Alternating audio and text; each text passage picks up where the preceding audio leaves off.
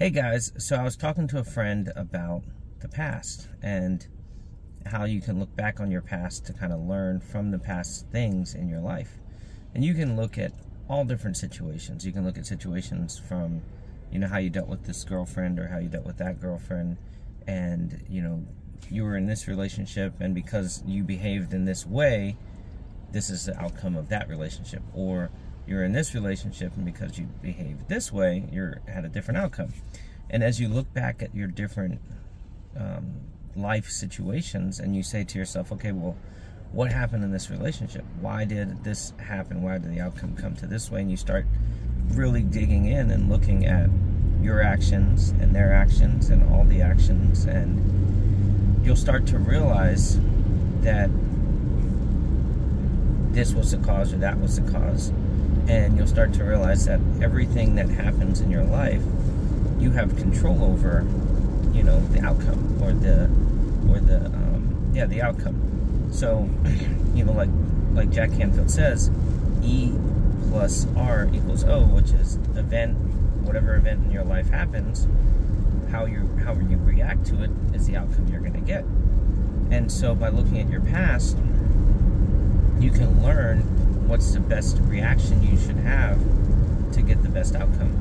And sometimes you'll look at your past and you'll see a situation where you've never had that situation, but you'll be able to look at other situations that were similar and determine the best reaction for that situation so you can get the best outcome.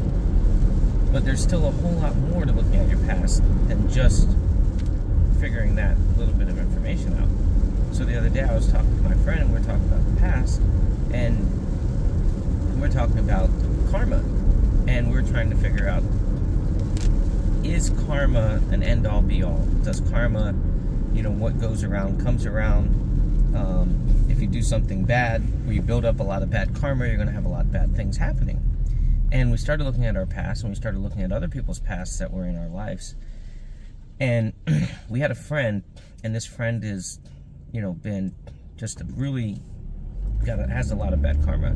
Very, very bad intentions, done a lot of bad things during his life, and recently has decided that he wants to try to start doing good things with his life. And interestingly enough, as soon as he started doing good things started happening. So as soon as he had positive intentions, so it wasn't a matter of just that he went out and did good actions.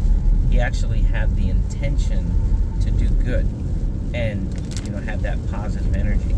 And so when he started doing that, being positive and doing these good actions with good intentions, all of a sudden he got flooded with good things, and he was blown away by it. He's like, man, I don't understand this, because he has all this bad karma and built up, and he's thinking, for the rest of his life, he's just gonna have bad things because of all the bad things he's done. But what we realized is that because he had good intentions, he had a change of heart, change of energy, and started doing good things just started flooding his way. And so we started looking at other instances like that in our life, and we realized that during certain periods in our life when we were bad or good, that during the times that we had good intentions, we would have a flood of good things coming to us. And so the conclusion we've come up with is that it's not a matter of your karma, but it's a matter of your intention. And if you're putting out good and positive energy and good and positive intentions, then you're going to receive good things back. But if you're putting out negative intentions, even if you are doing good things, you're helping someone, but you have a negative intention behind it, you won't receive good things. You're only going to receive negative things, bad things. So looking back at your past will help you kind of understand the way the world works. When you look at your past, you can look at so many different varieties of things. You potentially in the future, you can be thinking about this or thinking about that, or wondering, why does what goes up must come down happen, or every action has an equal opposite reaction, or why do I always have bad relationships, or why do I always have why am I always broke, or why is this or why is that? There's so many different questions, and you can look back at your past to figure it out. And once you become willing to look at yourself and look at your past and start realizing that the actions you have are the actions that are causing these things to happen in your life, then you'll be able to start changing things in your life. You'll be able to say, you know what? Why am I always broke? Well, I make a crap ton of money, but I spend it all. And I'm spending it on this, and this. And you'll be able to stop wasting your money on things that you shouldn't and start saving your money. Or you'll say, you know what, I need to make more money, so let's stop spending money here, let's start investing the money so that the money will make more money, and so now I'll have a bigger income and I'll be able to afford to buy these things over here. Or you look at your relationships and you go back and you look through all those past relationships and you say, okay, this is how I was acting, and this is what caused this, and this is what caused that, so I need to stop being this way. I need to be more considerate or more understanding or listen better. Maybe you weren't listening.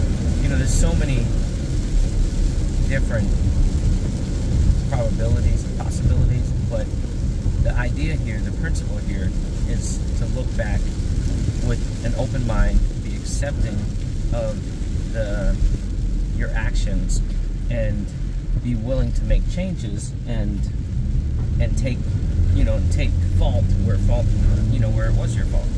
You know, don't assume that it's everybody else. Because if you look back and say that it's their fault, and you just blame everybody else every time that you look back, oh, it's all because of that person, it's all because of this person.